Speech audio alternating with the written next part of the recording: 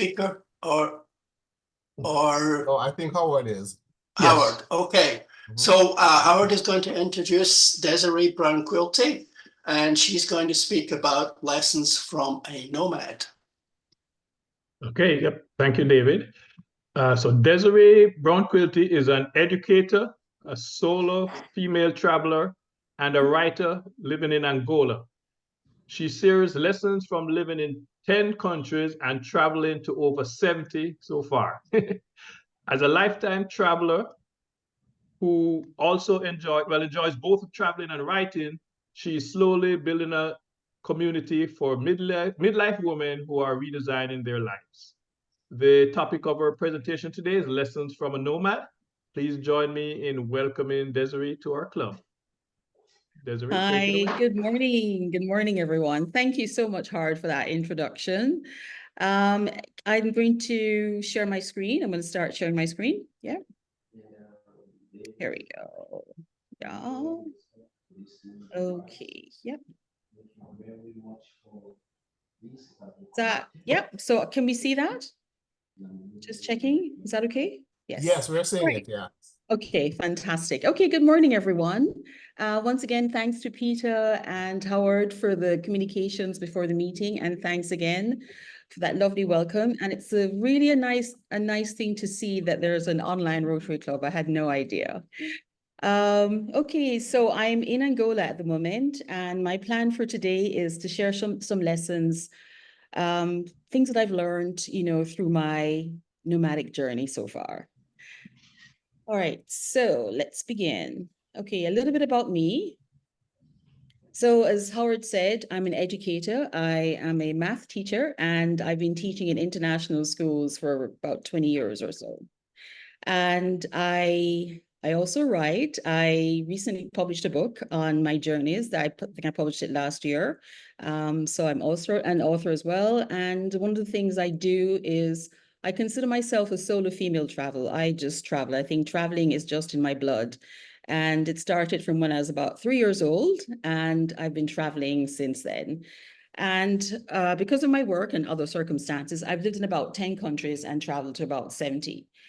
And the presentation today is really just to share that journey and the lessons that I've learned, and just generally how my experience has shaped my life. And I'm hoping that I'll be able to inspire you to travel more if you don't travel already, or start traveling. Yeah, okay. Okay. So the presentation, I've just done the introduction, and these are the main points that I'm going to touch on: vulnerability, diversity, connections, minimalism, big world, small world. And at the end, I'll wrap up. I'll just give you a general summary of everything that we've talked about. And are we going to, should I do the presentation and then ask questions and have you can also ask questions while I'm presenting? I have no problems with that. Okay. Okay. All right, let's get started. So in a nutshell, I was born in Jamaica, and I left in 1988, and I remember that very clearly. That was during the Hurricane Gilbert. I will never forget. So I left 1988, and I moved to Belgium. That was the first country that I left. I moved to after Jamaica, and I think Peter was in Belgium at the same time, or maybe just a year after, and that's where we met. So the countries that I've lived in since then is Belgium, Germany, Vietnam, United Kingdom, Japan, South Africa, Senegal, Nigeria, China, and now Angola. I've been in Angola this is my 3rd year. Yeah. Okay, one of the lessons that I've learned is, first of all, let me just start with why I left Jamaica. So I was born in the 60s, left Jamaica in 1988. I left Jamaica to study in Belgium to do a master's. That was the first time that I lived outside of Jamaica. Prior to that, it was only been traveling to the UK and to the US. And since 1988, I've lived outside of Jamaica. So I've spent more than half of my life outside of the country that I was born in. And of course, obviously, that's going to shape my life, shape how I see the world, my perspective. And that's what I'm planning to share today. So Belgium, I was in Belgium for about 3 years. All of these countries I've lived in for at least 2 years. Senegal was 1 year, but I go there so often now, it just seems like so much longer. Okay. So after Belgium, I moved to Germany, Vietnam, all of those countries, and it was all work related. In the beginning, I was married, and I used to move wherever my husband moved, but he was also nomad, so we were perfectly suited from that perspective.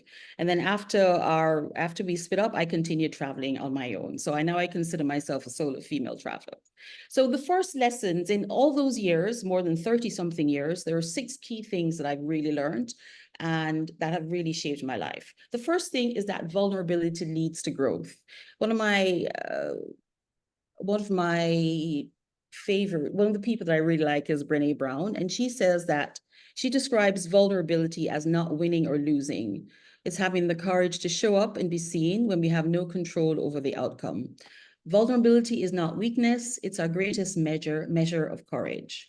Now, it takes quite a bit of courage. Like every single time I move, it requires me to be courageous because I never know what to expect. I'm going for a job. I have a general idea of what the job entails, but outside of that, the country, what else to expect, I have absolutely no idea.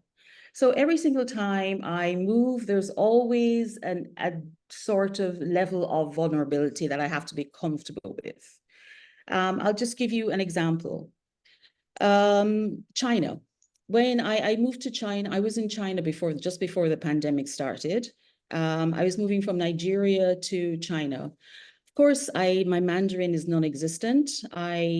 Whatever I know about China is from reading, from watching television, and from films. When I arrived in China, of course, it was a complete culture shock. I was illiterate. I was dumb. I was not deaf, but definitely dumb, as in I couldn't understand what was being said to me. I had no idea what was going on around me. You know, I'd go to the supermarket everywhere. I couldn't read. I was completely illiterate. So that is a level of vulnerability that taught me, I have to say, to really go with my intuition, because not having, when all your other senses are not helping you, you really have to rely on, you know, what you're feeling and what you can see. So that's one small story of how vulnerability led to growth. And as a matter of fact, I started learning Mandarin and I started learning coping strategies. Mandarin was really difficult, and I used to take lessons after school. So that helped me a little bit just with the basics. But, you know, other coping strategies, I found all the apps that could help me to do everything. The translating app, the app for the taxi, the app for the supermarket, the app how to order things. So it led me to be able to manage my life with speaking very little Chinese, very little Mandarin. Another story where the whole vulnerability comes through is when I was living in London, I wanted to find out where I was from, my DNA, because a lot of people in the Caribbean, as you well know, have origins, you know, their ancestors came from Africa. So I was kind of curious about where exactly in Africa I came from. And so I did a DNA test and it came up with Guinea-Bissau. I had no idea where Guinea-Bissau was at the time. I looked it up and there were no direct flights from the UK, so I had to find another way of getting to Guinea-Bissau. So I flew to Senegal, which shares a border with Guinea-Bissau. And I decided that I would go to Guinea-Bissau, but via Senegal. I knew nobody in Senegal, level of vulnerability. I was going to a French-speaking country. Mind you, I did speak French, but I knew I just had to, you know, book a hotel, get the flight, book a hotel, and figure out how I was going to make my way down to Guinea-Bissau. This was Christmas, and it was 2006. This is way before, was WhatsApp a thing at that time? Was WhatsApp around in 2006, but it was way before social media, way before social media. I think there was Facebook, but that's about it. Instagram, TikTok, those things were not around in 2006. So I remember having to take a Lonely Planet with me. So I went to Senegal on my own and went down to Guinea-Bissau, which is about an hour's flight from Senegal. The border town is Ziguinchor. That's an hour's flight from Dakar. And, you know, I got off the plane. It was a very small plane. In the background, you can see it here in this photo. So I arrived in this town on the border with Guinea-Bissau, and I was, oh my goodness, I'm going to spend Christmas here. And you can see there was no conveyor belt. So you get off the plane and your luggage would be on a cart and you'd have to go and get your luggage yourself. Once again, in this town, I spent the entire Christmas there. And during that time, I was absolutely blown away by the experiences that I had. I met so many people who were kind, supportive, who invited me to their homes, you know, share their families with me. And to this day, we're still friends. I'm godparents of some of their kids. And my point is, in order for you to grow and to open up that world, you need at some level of vulnerability. You're going to be uncomfortable. For sure, you're going to be uncomfortable, but that is where the growth is. In this, you know, that zone of discomfort, that is where the growth takes place. I'm just going to pause there for a minute. Are there any questions, anything that I need to clear up or answer? Okay, all right. Yeah, okay. Lesson number 2, cultural awareness enhances perspective. All of these countries that I've lived and I've traveled to, a lot of them are very different from the culture that I grew up with. The languages are different, the customs are different, and the worldview is also different. So, you know, in my experience, living in these 10 countries has allowed me to immerse myself in a variety of customs, languages, and the different worldviews. The exposure has taught me that diversity fosters creativity.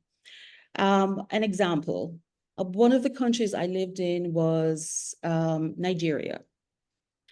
I moved from Senegal. I went from Senegal to Nigeria. Before moving to Nigeria, I had, again, everything I knew about Nigeria was what I'd heard, you know, what I'd read, what I saw on TV and films. So let's just say my perspective was quite narrow with regards to Nigeria. But having lived there, I stayed in Nigeria for about 3 years. And what I can tell you is that I have come to appreciate the Nigerian culture, the stories, the dance, the customs, the way Nigerians celebrate life events, you know, weddings, everything. Literature, I have so many Nigerian authors that I love, apart from Chimamanda Adichie. And Nigerians I was so inspired by how hardworking, how bold, how courageous and hardworking Nigerians are. Had I not moved to Nigeria, I would have had that, you know, that very narrow perspective. And because of my experience of living there, I am one of the people who just always support Nigeria. When anybody has anything negative to say, I'm there to say the opposite, because my experience was just a fantastic country and a fantastic group of people. Another experience that broadened my perspective, in the photo that I have on this, you see me there in the desert. That was in the Sahara with the Tuareg. So in 2007, I went to Mali and went to Timbuktu. Once again, Mali shares a border with Senegal. I didn't know what to expect. When I got there, I did not have a tour guide arranged. I just knew that I wanted to go to Timbuktu. When I got Timbuktu, it takes about a day from the capital, Bamako. It takes about a day, although it should be like a 3-hour journey. It takes a day. When I got to I met when you're traveling alone as a woman, it's what you find, especially in African countries, people tend to be very helpful to women traveling on their own.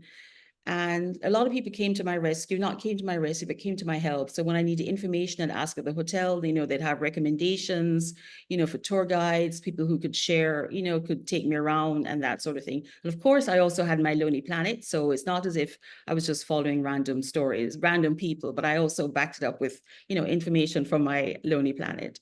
So I spent a whole day getting to Timbuktu. It was an arranged trip. When I got to Timbuktu, a part of the trip was to spend a night with the Tuareg, just to camp in the desert with the Tuareg. This is way before jihadist terrorism. This way back when, right? When things were a lot safer. Now, what's interesting is I spent a night with the Tuareg. So there are nomadic people, and they they're in family groups. So you have men, women, and children living together. So I slept in a tent with the other women. It was kind of open air. The tent only had like there was one part of the tent was completely open. I could see the stars. As a matter of fact, I went and I ended up sleeping, outside right beside a tree on a mat. And I looked up and I could see the stars. And just one night with the Tuareg, we had dinner and it was rice and it was a very simple meal. And there was entertainment. Again, there was no internet, Instagram, TikTok, none of that. The entertainment was conversation, it was music, it was sharing their custom, their stories, of course, in a language I didn't understand, but you got the gist of it. And this is me, cultural awareness. So I learned so much about a simple life, and you can have fun, without technology, just being human and sharing that human connection. I learned about their customs, how they, in every single family group, you've got your goats that supply milk and meat, and yeah, very simple life. So that's one story that again opened up my perspective.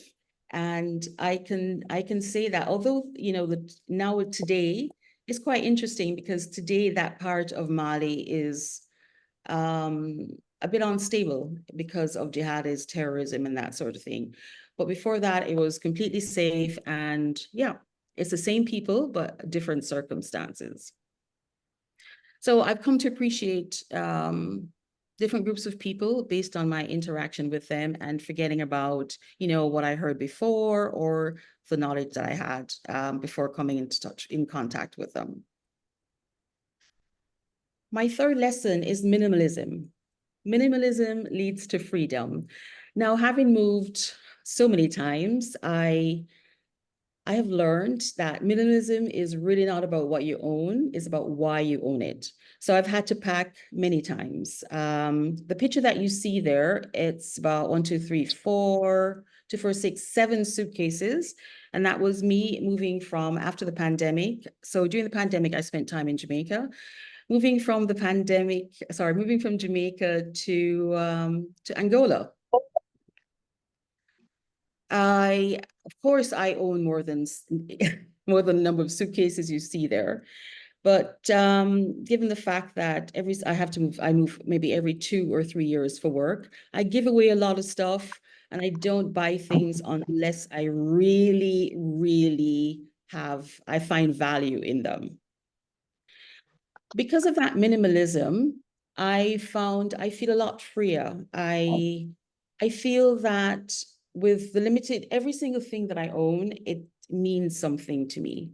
With the limited space and resources, and I can prioritize what truly matters and let go of anything excess.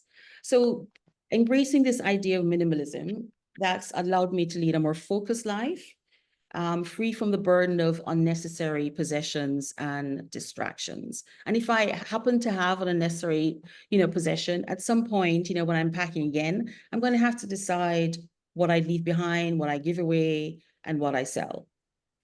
And I have to say, since I've been here 3 years, and of course, now I have a lot more than what's in those suitcases, but a lot of it, or things that I can roll up, like paintings, plants I give away, books I leave behind, I can get them on Kindle later if I need to.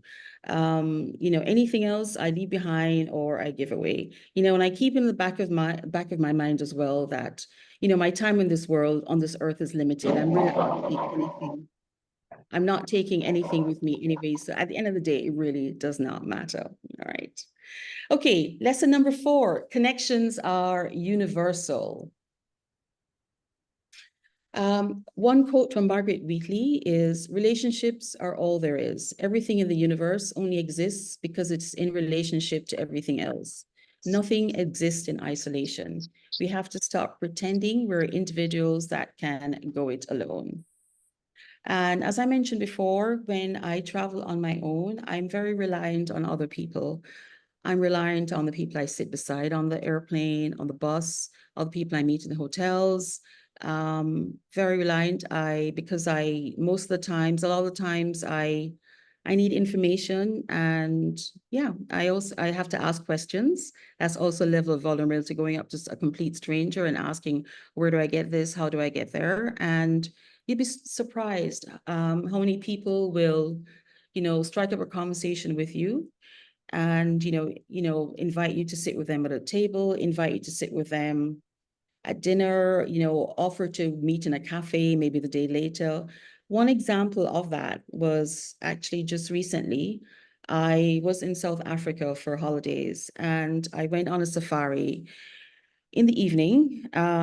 It was a planned safari, and I was thinking to myself, oh my goodness, I'm going to be with all these other people. They're going to be asking questions and I'm going to have to sit and listen to their questions. These are all the thoughts that are going through my mind. So I go on the safari and I am on my own, and there's a family of 4, mother, daughter, husband, and son. And we were in that truck, we were in the safari van for about, I would say 1, 2, 3, maybe 3 hours. It was cold, it was getting dark because it was winter in South Africa. We had a fantastic time, we shared photos. They ended up inviting me to have dinner with, treating me to dinner. The next day we went our separate ways. I'm still in touch with them. When we got back into the city, we met up for coffee and that sort of thing. So my point is, when you're traveling, at the end of the day, the connections, it doesn't matter where you're from. It doesn't matter what your background is. It doesn't matter what you look like, what your orientation is. We all need that human connection. Yeah, we all need that human connection. And another story in Timbuktu, the picture that you see in the top right-hand corner, this is that same trip after when I came back from Timbuktu. So after spending the night in Timbuktu, the mode of transportation was a camel. So during the night, the camel wandered off into the desert. So my ride had gone. So it was 5 o'clock in the morning. It was really early, just after sunrise, about sunrise. And I had to get back to let's say the intercity car that was taking me from Timbuktu back to Bamako. So because my camel had disappeared and somebody had to go and find it, one of the tour guides had to go and find it, I missed my ride from Timbuktu back into Bamako. So I had to arrange another way of getting. Now, you've heard, when you hear Timbuktu, you think, oh my God, that's in the middle of nowhere. It really is. It really is. So when you miss your ride, you're not going to just get an Uber 2 minutes after. It takes a while to arrange transportation. You have to find somebody who knows somebody who has space in whatever vehicle, et cetera, et cetera. It takes patience, and it's smile, patience, and just hoping for the best. So while I was waiting for a ride, it got late. It was maybe about 11, 12 o'clock, and it got really hot. We're talking, because we're in the desert, at 11, 12 o'clock, there's nobody out. It's about 40 degrees. Everybody goes and sits on a tent, under a tent. It doesn't matter, the place where everybody has a tent, people who are selling food, they have a tent, and it doesn't matter who you are. You're welcome to go to any tent and sit and just in the shade. So that was me. There were 2, there was a French guy in the middle, and that was his guide. He was in the same situation. He's waiting for a ride, out of Timbuktu. So we had to sit there in the sun, 40 degrees. Of course, conversation started. Where are you from? Where are you going? What's your experience? And we ended up having lunch together. Lunch was very simple, rice and shavings of sardine, very simple. But the point is, people were so open because the conditions are so harsh. You can't be picking and choosing, which tent you go and sit in, who's there. You need shade. You go, you sit, have a conversation, have a meal, and you wait for your ride. Once again, the connections, people, there are people from all over the world. There are Malians, there are French people. We all sat together, had conversations, ate together. The fact that we're all I don't want to say, yeah, we're all boiling. We're all boiling together, in other words. Another story about connections is when I was in Senegal, that first trip when I went on my way to Guinea-Bissau, I went to the Alliance Française. The Alliance Française is the French Cultural Institute in lots of countries, and they had one in this small town. I went just to have a look at what was there. And, you know, I was wandering around and I ended up meeting a teacher. He was a geography teacher and he was at the Alliance Française on that day as well. And, you know, we struck up a conversation and, you know, he, you know, has a family, married with children, invited me home for a meal Senegalese, invited me home for a meal. And that was, I want to say that was 2007. Yeah, that was quite a long time ago. And we're still in touch. Today we WhatsApp and I am godmother of one of his sons and we keep in touch. And yeah, so I'm now a part of the family. Again, you know, underlining that idea that connections are universal. It doesn't matter where we come from, you know, we all want the same thing: friendship, connection, take care of our families, have a good meal. Yeah. Okay. All right, my fifth lesson is the world is both big and small. You know, related to, in connection with my previous point, I find that, you know, traveling to 70 countries, it seems like a lot. It really is in terms of number, but I have to say that there's so much similarity in all of these countries.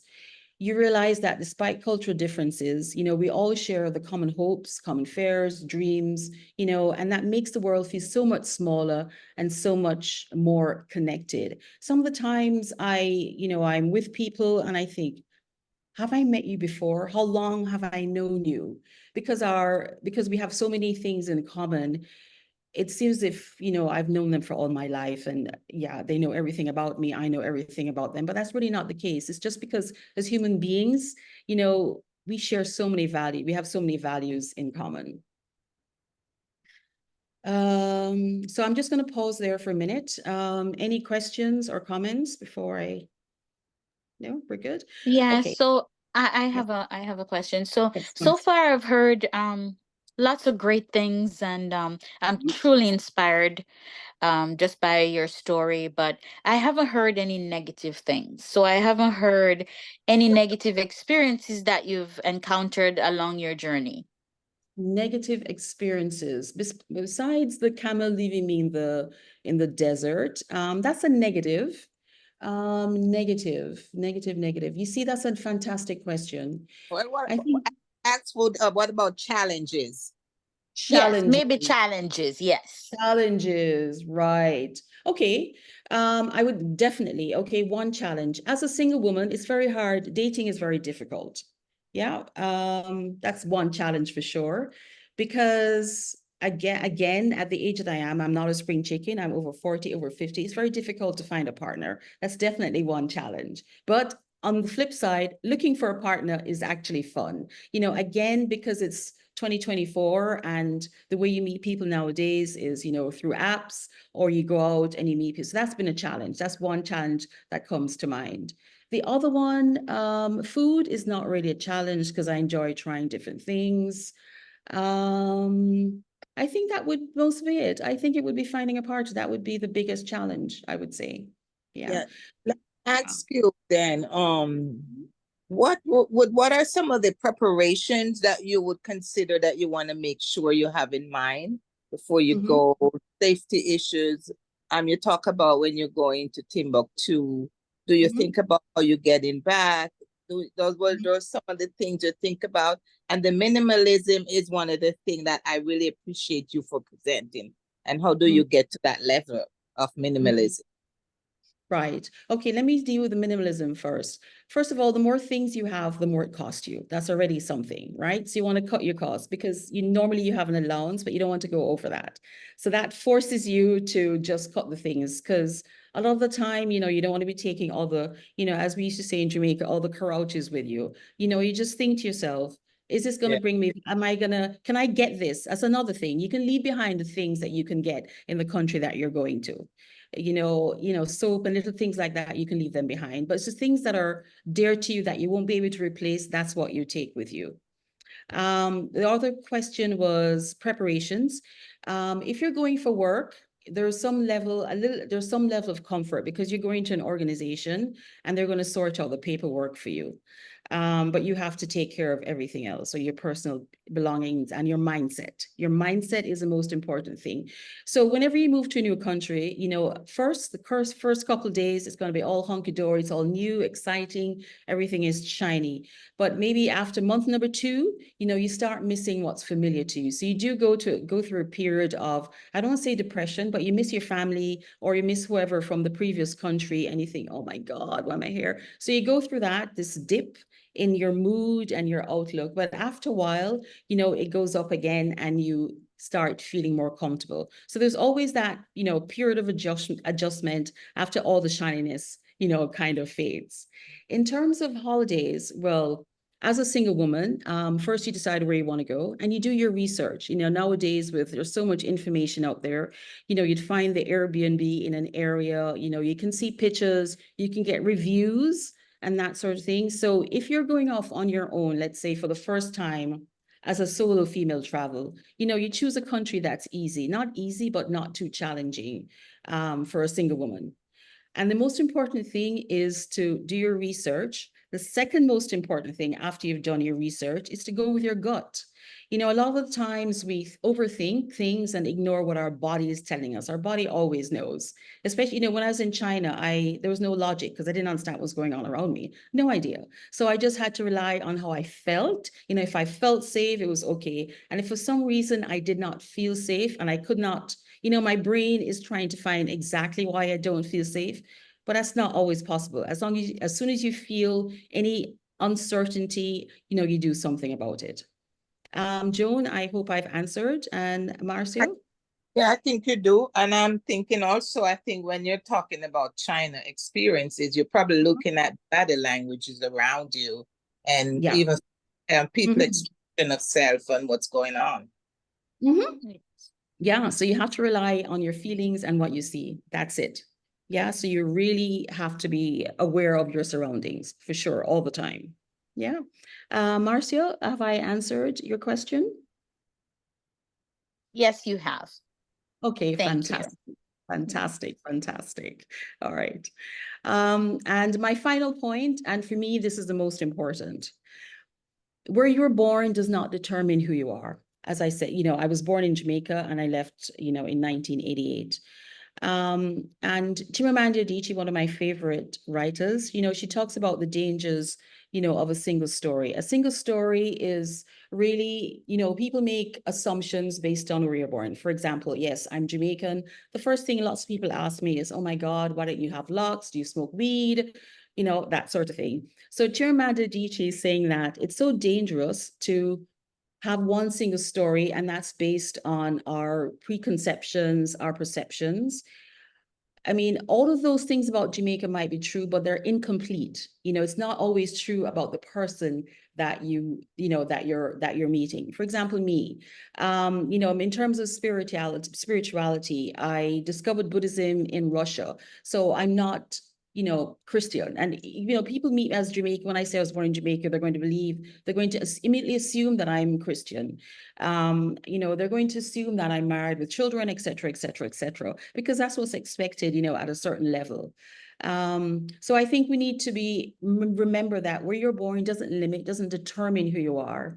The media and the literature available to the public, you know, they only tell one story, and that causes people to generalize and make assumptions about us. But your lifestyle, the way you think, what you believe is, you know, that's going to be influenced where you're born. I mean, where you were born and how you grew up. But it doesn't mean that you have to stay or keep believing those things. You know, your beliefs can change and you can reinvent yourself if you so choose. There's nothing telling you that you have to be whatever. So having traveled to, you know, lived in all these countries and traveled to all these places, you know, I'm Desiree Brown, and I'm layers of different people, different things, different experiences. And, you know, it doesn't matter where you're from, where you're born, when you're born. Just remember that you don't, you know, you can change, you can reinvent yourself today, tomorrow. Nothing is stopping you. And the good thing about living away from home as well is that you truly discover who you are. The question is, who are you when nobody knows you?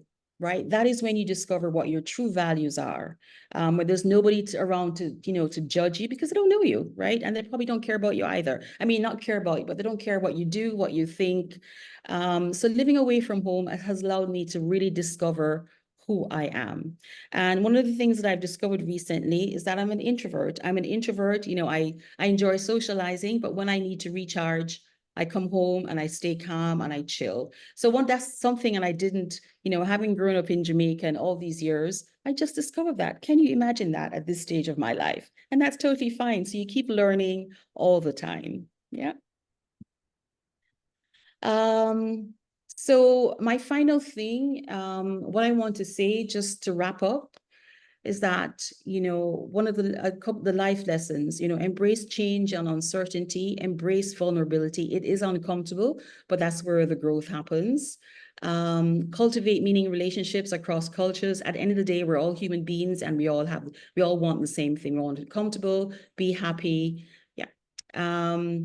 Self-reliance. Yes, I didn't talk about self-reliance, but as you can imagine, having to go all these places on my own, I had to really, rely on myself. And if not, I had to be able to be comfortable asking for help when I need it, because there are times when I need help. Absolutely. Value cultural diversity and open-mindedness. Living in Nigeria has definitely opened my mind to the Nigerian culture. Traveling in Mali with the Tuareg opened my mind. The Chinese totally opened my mind to new ways of thinking, new ways of eating, new ways of cooking, different things as well. And one of the things that I do regularly is, I reflect. I have a journal and I write my thoughts in the mornings or in the afternoons. And that's when, you have time to sit back and, think about who you are and, what you want. And yeah, and that would be the end of my presentation. But I would say that last year I wrote the book, and it has all of these experiences that I've just spoken about. And the book is available on Amazon if you're interested. There it is. And you could always find me on Instagram and my newsletter. Yeah. And so thank you very much, everyone, for listening. And thanks again for all the questions. Yeah. And that is it for me. I have one burning question. You talked about your camel wandering away in Timbuktu. Did you know how to manage a camel? No, because excellent question. I was on the camel and I had one of the Tuareg guiding the camel. It was very uncomfortable. It was not comfortable. Yes. So at no point was I on my own. Yeah. Thank you. All right. Yeah. As an introvert who has traveled a fair amount, I am so incredibly impressed with your guts. I mean, I just simply cannot imagine having the ability to go through all of these experiences and come out with a happy face, with a positive outlook, with boy, I've just grown in this way. I mean, I lived in Switzerland for a while, and that was about as adventurous as I wanted to be, although I have traveled widely. But yes, this is very impressive, Desiree. Des, can you stop sharing your screen so we can see everybody? Oh yeah, sure. Absolutely, yeah. There's a question in the chat, and I actually had the same question. Has the profession been the same throughout your travels and living in different countries? Because it was said that you teach or taught maths at some point. So I was just curious. I still teach math. Yeah. Okay. So it's pretty much the same. Yeah. Okay. Interesting. Yeah. Can you see me? Yeah. Yeah. Desiree, one quick thing that you didn't talk about, which I have to know about. As you know, Rotary, we are a volunteer club, yeah? And we're currently working on a project in Jamaica with the School for the Deaf in Papine. Yes, yeah. And I remember that you had a project going on in one of the countries as well, in Africa, to renovate a school. Yes. Can you talk for 2 minutes about that? Very interesting. Absolutely, story. Yes. I actually had planned to mention that. Okay. When I lived in Nigeria, I went across to Benin. Benin shares a border with Nigeria, and I was in the holidays. And I was, on holidays, you just want to have cocktails and lie by the beach. So I was on my way to the beach, and on the way to the beach, I saw this pink building, and I don't know, I was just nosy, I suppose. And I asked the driver to stop so I could have a look to see what it is. It was during the Easter holidays, and what it turned out to be was a school. and I could hear I'm voices. sorry, Desiree, your screen is back up again. Actually, it's David. David, you're Oh, sharing, David. or somebody's sharing a screen, maybe. Oh, It's not me. it It says you're says that- sharing Right. Desiree's It says screen. It's mine, yeah. It's Okay, gone now, great. right? Yeah. Okay, so what happened, it was a school and the kids were doing catch-up lessons. The teachers had been on strike, and so the kids were there. You know, the headmaster was doing extra lessons so they could catch up for their end-of-year exams. And you know, I just walked up there and I was just curious. And again, you know, you're in the middle of the Easter holidays, some stranger comes up, you're gonna, you know, start having a conversation. And that's how the relationship started. So what it was a school in a fishing village, and the school was, you know, there was the ocean, it was right by the ocean. So in order to get to school, the kids had to go across the river. So the village, the river, the school, the ocean. So they had to take a boat from the village to the school every single day. The boat was falling apart. Kids would keep, you know, go over in the river because it wasn't big enough for everyone. So, you know, I heard this and I'm like, oh my God, I'm on holidays. I don't want to think about this. So I went to my resort, and of course, you know, being the human that I am and the teacher as well, you know, I'm a teacher. So this is going to, you know, appeal to me. It's going to resonate with me. So on the way back, I stopped at the school and we had a chat. And then he said, you know, we just need a boat. And I'm like, okay. And boat cost, I think at the time it was about maybe $300 for a fiberglass boat. I'm like, okay, I think I can do that.